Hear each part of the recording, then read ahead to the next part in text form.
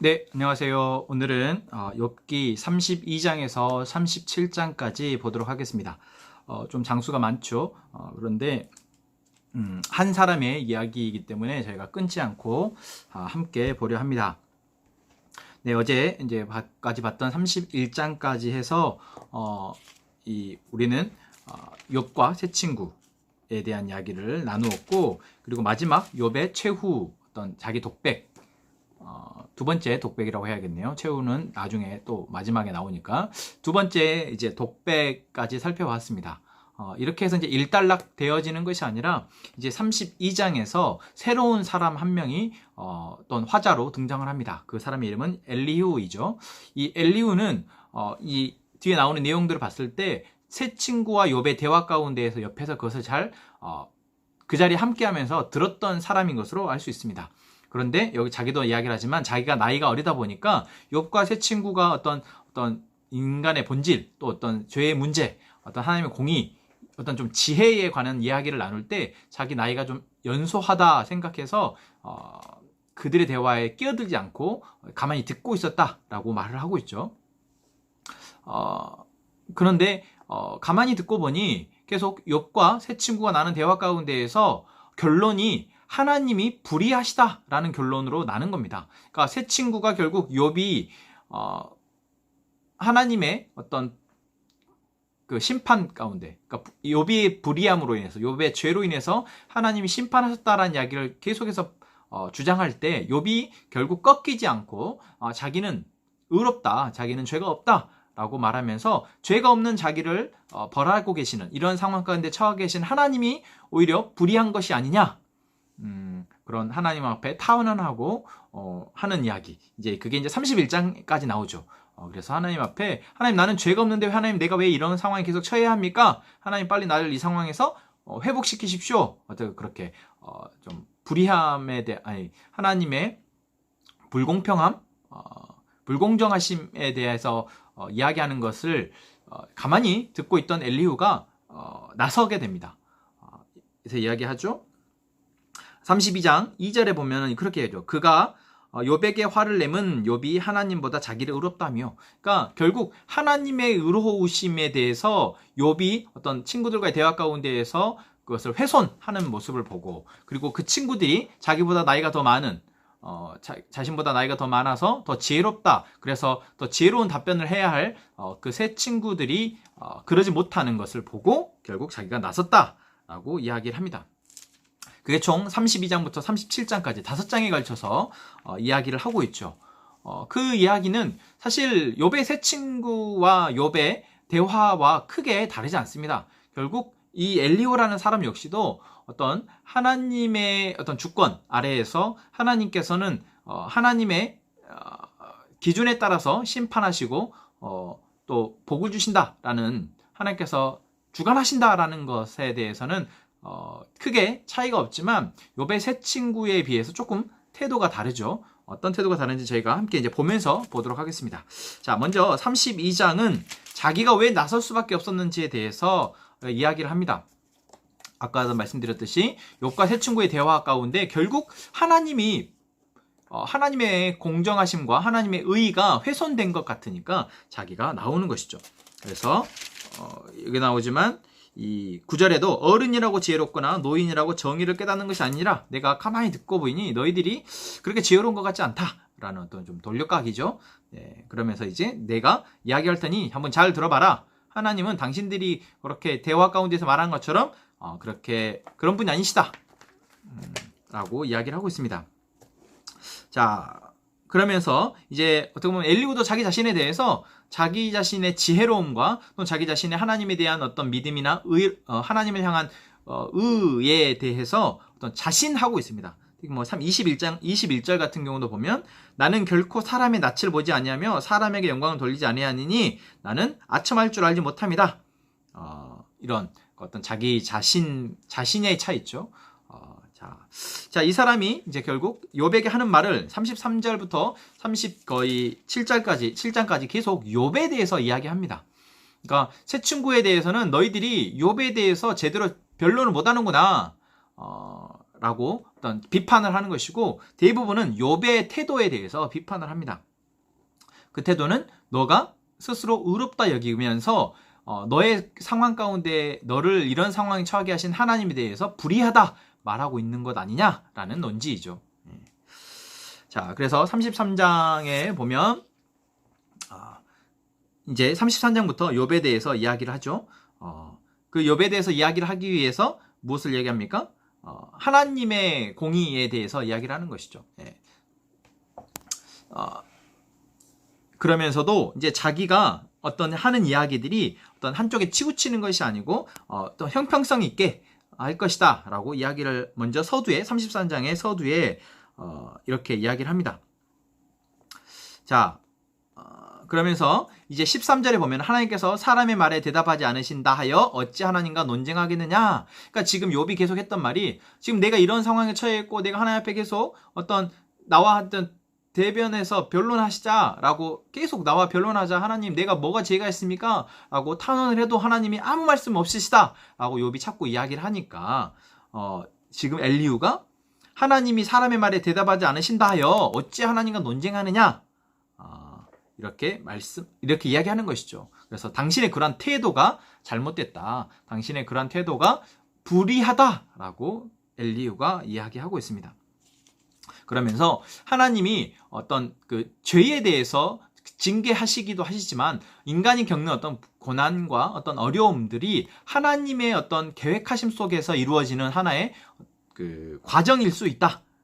17절에 그런 이야기인 거죠. 사람에게 그의 행실을 버리게 하려 하심이며 사람의 교만을 막으려 하심이라. 그러니까 하나님이 어떤 것들을 드러나게 하시는 데 있어서 그것이 사람의 나쁜 행실을 버리게 하기 위함이나 또한 교만을 막으려 하기 위해서 하나님이 그런 어려움을 주시긴다라고 이야기를 하고 있죠. 자, 또 34장에서도 계속해서 그런 이야기를 하고 있습니다. 이 욥이 하나님을 비방하고 있다라는 것이죠. 그러니까 자기의 상황 가운데서 아무것도 하지 않으시고 나를 이런 상황에 내버려 두고 계신 하나님에 대해서 비방하는 것이 악한 사람들과 너가 뭐가 다르냐, 이 이야기하고 있습니다. 이제 5절 말씀에도 보면 34장 5절에도 욥이 말하기를 하면서 욥의 말을 계속 인용하고 있어요. 그러니까 앞에서도 엘리후가 그런 이야기를 하지만 내가 당신들의 이야기를 잘 들었다. 사실 끼어들 수가 없어서 내가 연소해서 끼어들지 않았을 뿐이지 잘 들었다. 당신들이 하는 말을 잘 들었다. 그러니까 정말 잘 들었던 것 같아요. 그래서 욥이 했던 말들을 다 조목조목 어떻게 보면 반박하고 있습니다. 그래서 5절에도 보면 욥이 말하기를 내가 의로우나 하나님이 내 의를 부인하셨다. 나는 의로운데 하나님 내 의를 부인하셨다. 이렇게 말하는 욥의 이야기를 듣고 당신 엘리후가 너가 그렇게 말했지 않느냐? 그런데 그것 자체가 바로 불의한 것이 아니냐. 의로우신 하나님에게 내가 그런 태도를 갖는 것이 불의한 것이고 악당과 뭐가 다르냐? 라고 말하는 것이죠.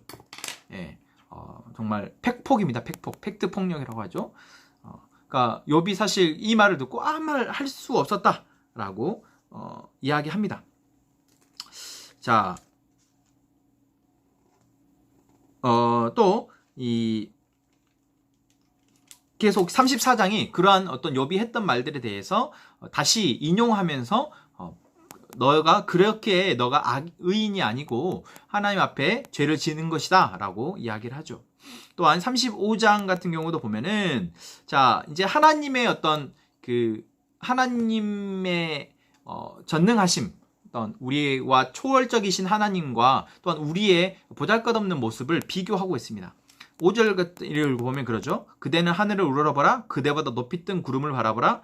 그대가 범죄한들 하나님께 무슨 영향이 있겠으며 그대의 악행이 가득한들 하나님께 무슨 상관이 있겠으며, 그러니까 이러한 이야기들. 그러니까 사실 우리가 인간사 가운데에서 행하는 어떤 선하다고 하는 것, 악하다고 행하는 그 모든 것들이 사실 하나님하고 무슨 상관이 있겠느냐.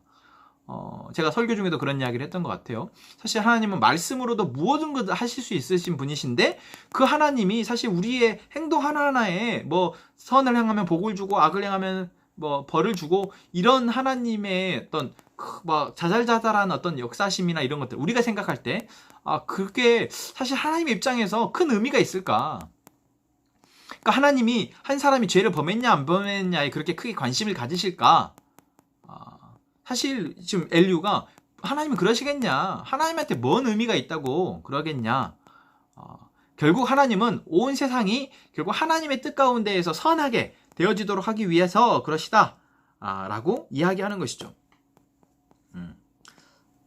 그래서 하나님이 너희들이 막 너가 지금 공경에 처했다고 하나님 앞에 내가 억울합니다 막 탄원한다고 해서 하나님이 그런 헛된 말을 듣겠냐? 그게 이제 13절에 헛된 것을 하나님이 결코 듣지 아니하신다. 그러니까 이치에 맞지 않고 하나님에 대해서 잘 모르고 하는 그런 이야기들은 다 헛된 말로 치부해버리면서 욥이 네가 했던 말들은 다 헛된 말이다 라고 어떤 말을 하고 비판하고 있는 것입니다. 또한 36장에서도 쭉 보면은 이제 하나님의 어떤 전능하심에 대해서 이야기하는 것이죠. 5절 말씀 보면 하나님은 능하시나 아무도 멸시하지 아니하시며 그의 지혜가 무궁하사 악인을 살려두지 아니하시며 고난받는 자에게 공의를 베푸신다. 이렇게 말씀하고 있습니다. 그러니까 하나님께서 하시는 이야기, 하나님께서 하시는 일에 대해서 인간의 지혜로 뭔가를 옳고 그름이나 선과 악을 우리가 판별을 할 수 없다. 그래서 우리가 되어지는 모습 가운데에서 하나님의 이 일하심을 섣불리 판단하지 마라. 욥이 지금 너가 하고 있는 그 모습이 섣불리 판단하는 것이다 라고 이야기하는 것이죠. 자, 그게 이제 36장 그리고 37장의 계속해서 이어서 나오고 있는 이야기입니다. 결국 이 엘리후는 욥과 세 친구의 대화를 들으면서 자기 스스로 어떤 정리를 해나간 것이죠. 친구들의 대화는 무엇이고 또한 욥이 지금 하고 있는 것이 무엇인지를 잘 듣고 거기에 대해서 자기는 정말 지혜로운 대답, 어떤 판결을 한다라는 마음으로 조목조목 이야기를 하고 결론을 내립니다. 결론은 무엇입니까? 37장에 보면은 하나님의 오묘한 일을 깨달으라. 이 말에서 사실 우리가 힌트를 얻을 수 있죠. 그리고 또 36장 24절에 우리는 사실 우리가 할 수 있는 것은 하나님이 하신 일을 기억하고 높이는 것이다. 찬송하는 것이다. 그러니까 우리가 어떤 하나님이 하고 우리 안에서 이루어지는 일 가운데에서 하나님이 옳다 그르다, 하나님 이것은 잘하셨다, 하나님 이것은 틀리신 것이다 라고 판결할 수 없다. 오직 우리가 할 수 있는 것은 하나님을 찬양하고 높이는 것이다. 우리가 어떻게 37장 14절에 나온 것처럼 하나님의 하시는 오묘한 일, 우리가 짐작조차 할 수 없고 이해할 수 없는 일들, 그것을 오묘한 일이라고 표현하면서 그것을 깨달을 수 있겠느냐?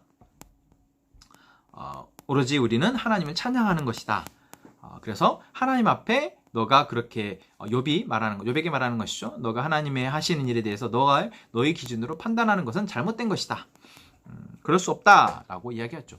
자, 여러분 엘리후의 말을 들으면 우리가 사실 팩폭이 많습니다. 어떤 그 새 친구보다도 더 논리적이고 또는 감정이 좀 배제되어진 그래서 욥이 말하고 있는 그러한 자기들의 억울함이나 이런 부분에 대해서 정확하게 이야기하는 부분을 볼 때 우리가 엘리후는 좀 그래도 지혜로운 사람인 것 같다라고 생각이 들지만 엘리후 역시도 하나님의 하시는 일에 대해서 욥이나 새 친구에 비해서는 조금 더 자기가 알고 있고 자기가 하고 있다고 생각하지만 역시 이 엘리후의 사고도 역시도 하나님의 일을 대해서 인과응보의 기준을 가지고 이야기하고 있습니다. 다만 새 친구가 했던 것과 같이 욥을 그냥 너는 죄인이다 라고 단정하고 너가 이런 상황 가운데 있으니까 너는 죄를 지었어 라고 단정하지는 않고 욥의 어떤 이런 상황 때문에 너는 죄인이다 라고 말하는 것이 아니라 욥이 자기의 상황 속에서 하나님에 대해서 비판하고 있는 것, 자기의 상황을 하나님이 불의하게 나를 대하고 있는 것이다 라고 말하면서 하나님에게 계속 탄원하고 하는 것, 이것에 대해서 너는 지금 그렇게 하는 것이 의인으로서 하는 일이 아니다. 너가 그렇게 하는 걸 보니 너가 악을 행하는 것이다 라고 비판을 하고 있는 것이죠.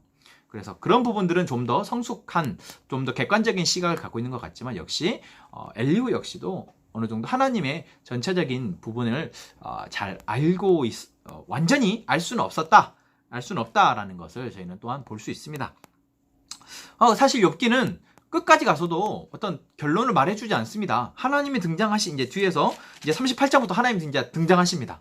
가만히 듣고 계시던 하나님이 마치 이제 판결자처럼 딱 등장하시지만 판결을 해주시는 것이 아니라 하나님 역시도 조금 정답을 말씀하시는 것이 아니라 하나님의 존재에 대한 이야기를 하시죠. 그래서 결국 우리는 우리의 삶의 어떤 문제들이 딱 답이 내려지는 것이 아니고 결국 개개인들이 하나님에 대해서 묵상하고 또 하나님에 대해서 알고 그것에 대해서 내가 인정하고 살아가는 것 문제 가운데에서 얼마만큼 하나님을 인정하느냐, 그분의 일하심이나 그분의 주권을 인정하느냐, 이런 것들이 중요하지 않나 라는 생각이 듭니다. 네, 오늘 엘리후의 이야기를 통해서 조금 이야기를 나눠봤는데 여전히 쉽지 않은 문제이죠. 계속 우리가 함께 같이 고민해 나갔으면 좋겠습니다. 네, 마치겠습니다.